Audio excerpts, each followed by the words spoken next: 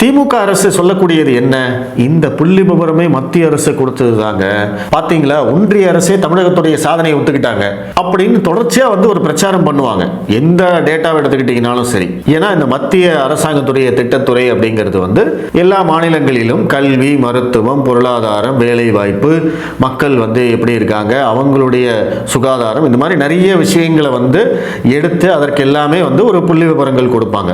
அதுல எல்லாத்துலயுமே தமிழகம் முன்னணியில் இருக்கு அப்படின்னு சொல்லி மத்திய அரசே சொல்லிட்டாங்க அப்படின்னு திமுக இங்க பிரச்சாரம் செய்யும். முதல்ல இந்த விஷயத்தை நீங்க கரெக்டா புரிஞ்சுக்கணும். திமுக இந்த இடத்துல ஒரு ப்ளே பண்றாங்க, அதாவது ஒரு உண்மையை மறைக்கிறாங்க.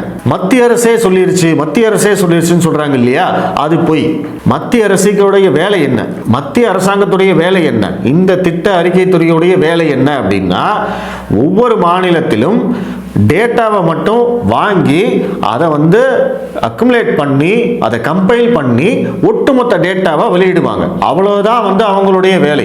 இப்போ உதாரணத்துக்கு NCRB டேட்டான்னு ஒன்று இருக்கும். NCRBனா என்ன? நேஷனல் கிரைம் ரேட் பியூரோ அப்படின்னு சொல்லுவாங்க. தேசிய குற்றப்பதிவேடு.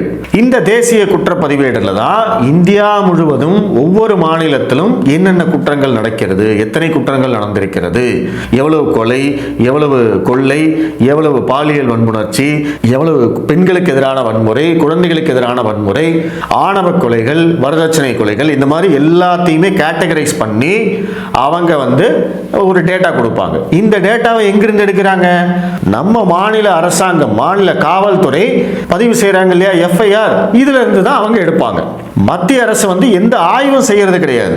ஒவ்வொரு மாநிலத்திலையும் போயிட்டு இங்க என்ன குற்றம் நடந்திருக்கு, எத்தனை கொலைகள் நடந்திருக்கு அப்படின்னு ஆய்வு செய்யறது கிடையாது.